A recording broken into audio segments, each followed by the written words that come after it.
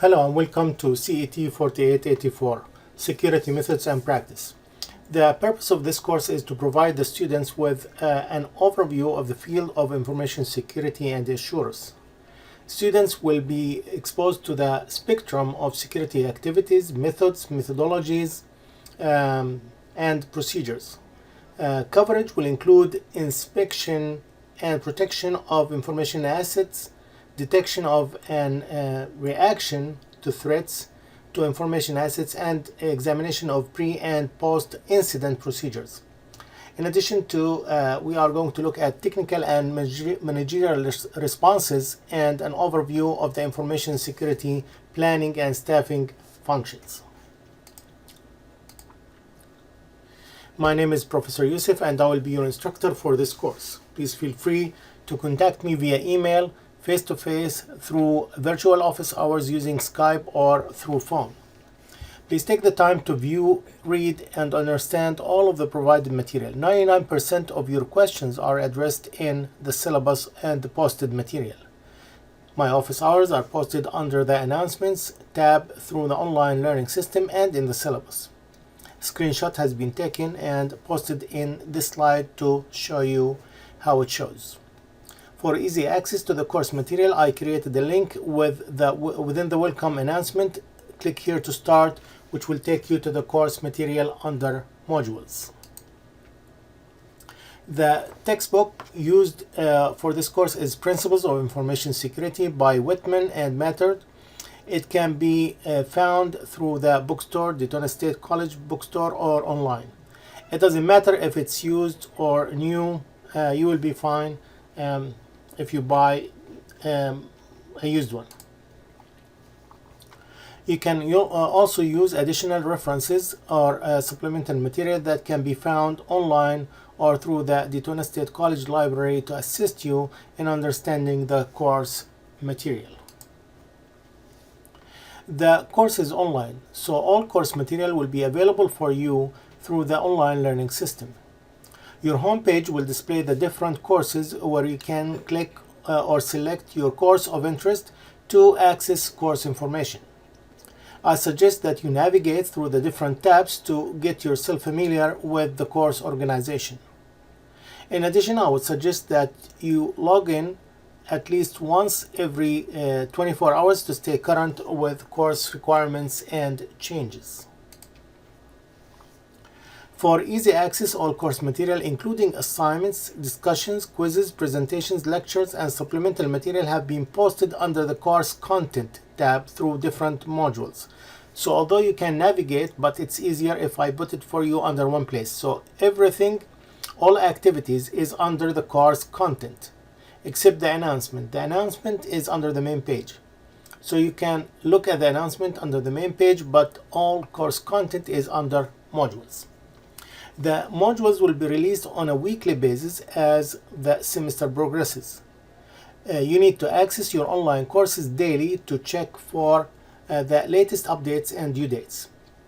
The syllabus quiz should be completed during the first week. This is just a quiz to verify attendance and to make sure of your participation for the first week. Failing to complete the quiz could lead to purging you from the class, and you will not be able to view course material.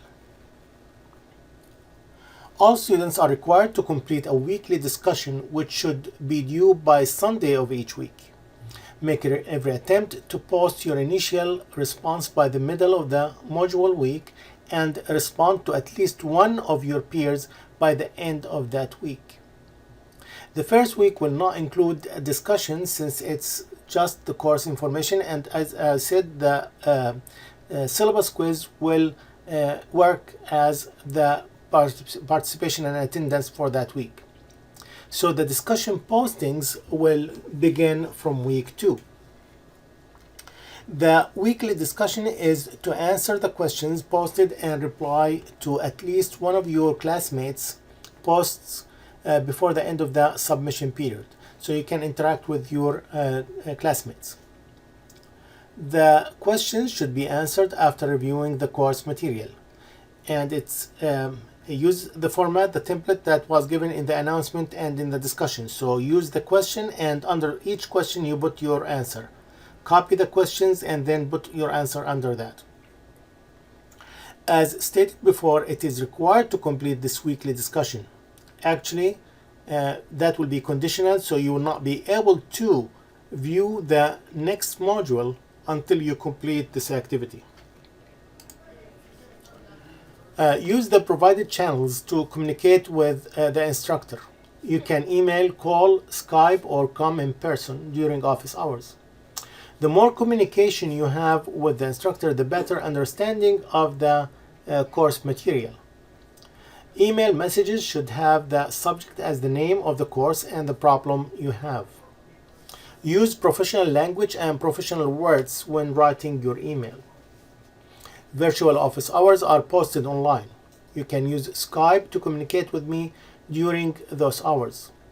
Skype is a free software that can be added through Windows as an application. If you don't have a Microsoft account, you can create one and add the instructor to your contact list. With Skype, you can share screens, you can share documents, and ask questions as needed. Each assignment has guidelines and requirements. Make sure to read assignment requirements and submit with the allotted due date. Late assignments will not be accepted. Part of the requirements is to submit your assignment with a certain file naming format as follows, which is the assignment number, the course number, and your last name. Add your name and email at the top of each page in your assignment submission. All assignments should be submitted in Microsoft Word or PDF format unless instructed otherwise. This course requires the submission of an article or a term paper that will address one of the current security topics. You will be required to submit an initial abstract about the selected topic. Once approved, you need to start writing your article. The paper guidelines and requirements will be posted online, and if you have any questions, please feel free to ask. The paper will require an academic research or search that addresses the latest security journals or publications, which means that Wikipedia or similar sources and blogs will not be allowed to be used as references. And don't copy paste, because this will be monitored by Turnitin. So once you submit, it will be checked for any copies that you do from the online or from websites, and that will be subtracted from your grade. The grading process will be linked to Turnitin, and the software will be doing the checking for your article. So be sure not to copy any material from other articles or online sources. Write the article with your own words using external resources as references only. There will be 2 exams through the whole semester, midterm and a final. Both exams will have 50 questions, true, false, and multiple choice with 2 points each. The final will include all chapters within the course material. Grading changes from one semester to another based on given tasks or activities. Usually you will have graded assignments, exams, maybe discussions, or as specified by the syllabus. So check the syllabus for grading policy and points distribution. The main goal of this course is to provide students with the foundation for understanding the key issues associated with protecting information assets, determining the levels of protection and response to security incidents, and designing a consistent, reasonable information security system with appropriate intrusion detection and reporting features.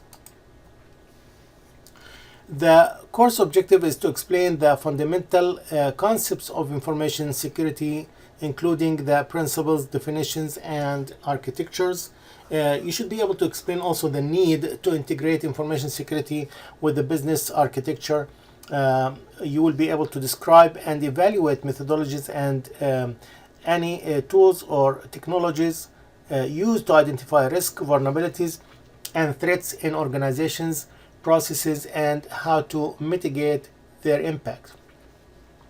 You can also describe the layers of security architecture and evaluate technologies that can be implemented to secure each layer. You will be able to construct security audits, penetration testing, continuity of operations planning, and disaster recovery. This course will cover the following topics. We need to start first for the introduction to information security to understand what it means and the importance of that. Then we go to the need for that organization or for other organizations to security, and what are some of the legal, ethical, and professional issues that might face us when we are dealing with information security, especially when we are talking about privacy and privacy issues. How far can the employer go with monitoring their employees, and what should be done when you have very sensitive information within the organization. Then we will address risk and risk management, how to identify the risk and how to mitigate the risk. Knowing all this information, we start planning for security and we start looking at the different technologies and tools and techniques that can be used, whether it's a hardware or software or any other tools. One of the things that we will learn is how to protect through cryptography, how to encrypt and decrypt the software, passwords, or other things that we have in the company so we can protect them. And then not to forget that behind or to wrap all this, we need also a physical security. We need to keep all this information closed behind secured doors. And again, the implementation of information security, how to implement all this plan in real life scenario. So that will be all for this session. If you have any questions, please feel free to email, call, Skype, or come to my office in person. Thank you and have a great day.